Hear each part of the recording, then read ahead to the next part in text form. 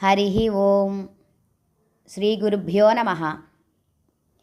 ఆపాతాళనభస్థలాంతభువన బ్రహ్మాండమావిస్ఫురద్ జ్యోతిస్ఫాటికలింగమౌళివిలసత్పూర్ణేందువాంతామృతైః అస్తోకాప్లుతమేకమీశమనిశం రుద్రానువాకాన్ జపన్ ధ్యాయేదీప్సితసిద్ధయే ధ్రువపదం విప్రోభిషించేచ్ఛివం. బిల్వమహిమ, భస్మమహిమ తెలుసుకున్న తర్వాత రుద్రాక్ష మహిమను గురించి సౌనకాదిమునులకు సూతుడు ఈ విధంగా చెప్పనారంభించారు. రుద్రాక్ష మహిమ ధారణ విధి. ఆలోచనీయమైన భస్మ మహాత్యాన్ని వినిపించావు, అదేవిధంగా రుద్రాక్షల గురించి కూడా తెలియజెప్పు అని సౌనకాదులు కోరడంతో ఆ విషయాన్ని చెప్పసాగాడు సూతుడు. గతంలో ఒకసారి అగణిత దివ్యవత్సరాల పాటు ధ్యానంలో ఉండిపోయాడు రుద్రుడు. ఆ తపస్సు నుండి ఆయన కళ్ళు తెరవగానే ఆ నేత్రాల నుండి కొన్ని నీటిబొట్లు భూమికి రాలి గౌడదేశాన మధుర క్షేత్రంలోనూ, అయోధ్యా నగరంలోనూ, లంకాపట్టణాన, మలయపర్వతం పైన, సహ్యగిరి మీద, కాశీక్షేత్రాన పడ్డాయి. కాలాంతరాన అవే రుద్రాక్షలుగా పరిణమించాయి. రుద్రుడి అక్షుల నుండి ఆవిర్భూతం కావడం వల్ల రుద్ర దుఃఖాలను క్షయింపజేసేవి గనుక వాటికి రుద్రాక్షలనే పేరు వచ్చింది. భక్తానుగ్రహత తత్పరుడైన శివుడు రుద్రాక్షలను చతుర్వర్ణ భక్తులకు అనుగ్రహించాడు. వాటిలో రేగిపండంత పరిమాణం కలిగినవి సుఖ సౌభాగ్యాలను వృద్ధి చేస్తాయి. ఉసిరికాయంత ఉన్న రుద్రాక్ష సర్వారిష్టాలని శమింపజేస్తుంది. గురివిందగింజంత ఉండే రుద్రాక్షలు మనసులోని కోరికలన్నింటినీ సఫలం చేస్తాయి. చెప్పొచ్చేదేమిటంటే ఈ రుద్రాక్షలు ఎంత చిన్నవైతే అంత మంచి ఫలాలనిస్తాయి. జపం చేసుకోవడానికి ఈ రుద్రాక్షల మాలికలే అత్యంత శ్రేష్టమైనవి. అలాగని అన్ని రుద్రాక్షలు ఆరాధనీయాలు గావు. సమానములు, నునుపైనవి, గట్టివి, స్థూలములు, కంటకయుతాలైనవి అయిన రుద్రాక్షలు శుభప్రదాలు.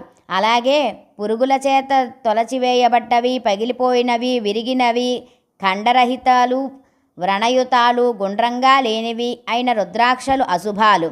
వాటిని ధరించకూడదు. వాటితో జపం చేయకూడదు. దారం గుచ్చుకోవటానికి అనువుగా రుద్రాక్షకు ఒక రంధ్రం కావాలి గదా. ఆ రంధ్రం తనకి తానుగా ఏర్పడి ఉన్న రుద్రాక్ష చాలా శ్రేష్టమైనది. ఆ సూత్రం ద్వారా తప్ప తక్కిన మంచి లక్షణాలన్నీ ఉన్నట్లయితే మనమే దానికి జాగ్రత్తగా రంధ్రం చేసుకోవచ్చును. 1100 రుద్రాక్షలను ధరించినవాడు రుద్రస్వరూపుడుగా చెప్పబడుతున్నాడు. అందువల్ల కలిగే సత్ఫలం చెప్పడం ఎవ్వరి వల్ల కాదు. 550 రుద్రాక్షలను తలపై మకుటం వలె ధరించి శిఖలో 3 ఒక్కొక్క చెవికి 6 చొప్పున, 2 చెవులకు కలిపి 12, కంఠాన 101 రుద్రాక్షలు, భుజం మీద, చేతులయందు, మణికట్టులందు తావుకొక 6 చొప్పున, ఉపవీతంలో 3, కటిని 5 ధరించాలి. అలా ధరించి సుఖాసీనుడైన వ్యక్తిని చూసి చూడగానే రుద్రుడనే భావన ఎవరికైతే కలుగుతుందో వాళ్ళు చేసిన పాపాలన్నీ అప్పటికప్పుడే కాలిపోతాయి.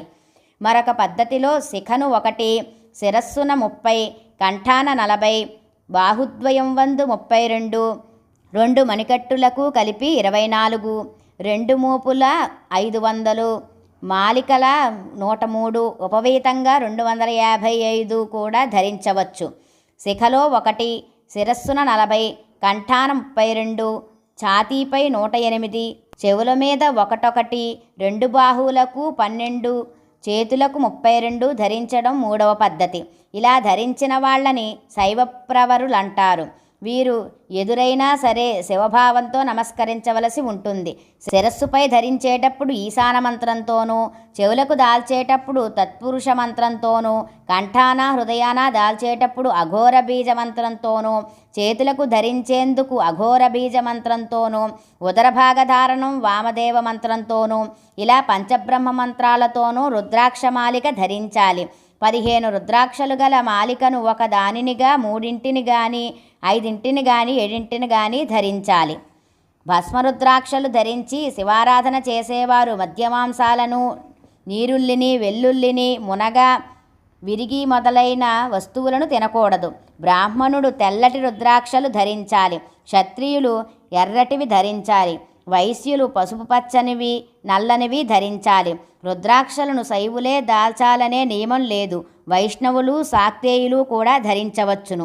రుద్రాక్షలు ధరించే వాళ్ళని భూతప్రేత పిశాచ సాకిని డాకిన్యాదులు తేరి చూడలేవు. రుద్రాక్షలలో రకాలు. రుద్రాక్షలు 14 రకాలుగా ప్రసిద్ధమై ఉన్నాయి. అవేగాక ఇంకా కొన్ని రకాలు ఉన్నాయి కానీ అవన్నీ అలభ్యాలు. కర్మానుసారంగా ఎవరికైనా లభిస్తే లభించవచ్చు. అదంతా ఈశ్వరేచ్ఛ. ప్రస్తుతం ప్రసిద్ధాలైన 14 గురించి తెలుసుకుందాం. అందులో మొదటిది ఏకముఖి. దీనిని చూస్తేనే బ్రహ్మహత్యాది పాతకాలు నశిస్తాయి. పూజించినవాడు నిత్యం లక్ష్మీ ప్రసన్నతను పొందినవాడవుతాడు. రెండవది ద్విముఖి. ఇది గోహత్యా పాపాన్ని పోగొడుతుంది, అభీష్టాలు సిద్ధింపజేస్తుంది.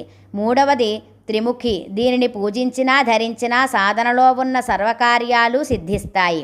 విద్యాభివృద్ధికి విద్యా ప్రయోజనానికి చాలా మంచిది. చతుర్ముఖ రుద్రాక్ష బ్రహ్మస్వరూపము. ఇది దర్శన స్పర్శనల మాత్రం చేతనే పాపాలను దగ్ధం చేస్తుంది, నరహత్యా పాపాన్ని తొలగిస్తుంది. తదుపరి పంచముఖి. ఇది కాలాగ్ని రుద్రస్వరూపం. సాలోక్య సారూప్య సామీప్య సాయుజ్యాలనే 4 రకాల మోక్షాలను క్రమంగా కలుగజేస్తుంది. వెళ్ళకూడని చోటికి వెళ్ళటం, తినరానివి తినటం వంటివి పాపాలు అన్నింటినీ భస్మీపటలం చేస్తుంది. 6 ముఖాలు గల రుద్రాక్ష షణ్ముఖ స్వరూపమై విరాజిల్లుతుంది. దీనిని కుడి భుజాన ధరిస్తే ఏ పాపమైనా సరే, అది ఎటువంటిదైనా ఎంతటిదైనా సరే నాశనం చేసేస్తుంది. ఆ పిదపనున్నది సప్తముఖీ రుద్రాక్ష. ఈ రుద్రాక్ష మన్మథ రూపమైనదిగా తెలుసుకోవాలి. దారిద్ర్యహరణానికి పనికి వస్తుంది. అష్టముఖీ రుద్రాక్ష అష్టవసువుల భైరవుల సంయుక్త రూపం, దీర్ఘాయుష్యకారకం. ఈ రుద్రాక్ష నవవక్త్ర రుద్రాక్ష భైరవుని కపిలుని నవదుర్గల యొక్క స్వరూపం. ఎడమచేత దానిని ధరిస్తే శివతుల్య విభవుడవుతాడు. దశముఖ రుద్రాక్ష విష్ణుస్వరూపం, సర్వవాంఛలు తీరుస్తుంది. ఏకాదశముఖి ఏకాదశ రుద్రస్వరూపం. ద్వాదశముఖి ద్వాదశాదిత్య స్వరూపం.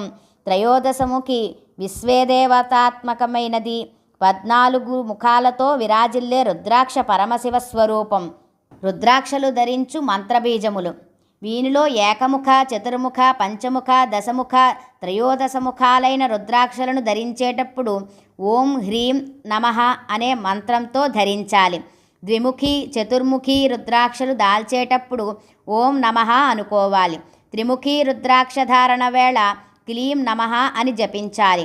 6, 9, 11 ముఖాలు గల రుద్రాక్షలు ధరించేందుకు ఓం హ్రీం నమః అని ధ్యానించుకోవాలి.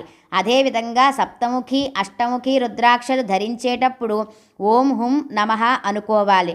ద్వాదశముఖి రుద్రాక్షకు ఓం క్రౌం క్షౌం రౌం నమః అని ధ్యానించుకోవాలి.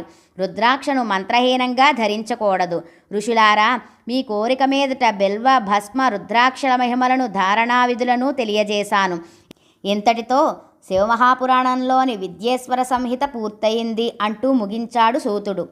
ఏవం శ్రీ వేదవ్యాస మహర్షి రచించిన శివమహాపురాణమున 65 అధ్యాయములు కల విద్యేశ్వర సంహిత సంపూర్ణము. నీరూపంబుదలం పంగాదుద మొదల్నేగాన నీవైన చోరారమ్మని ఎంచు చెప్పవు వృధారంబంబులింకేటికిన్ నీరన్ముంపుము పాలముంపు మింక నిన్నే నమ్మినాడంజుమి శ్రీరామార్చిత పాదపద్మయుగళ శ్రీకాళహస్తీశ్వర. హరి ఓం తత్సద్బ్రహ్మార్పణమస్తు. సర్వం శ్రీ ఉమామహేశ్వర పరబ్రహ్మార్పణమస్తు. స్వస్తి.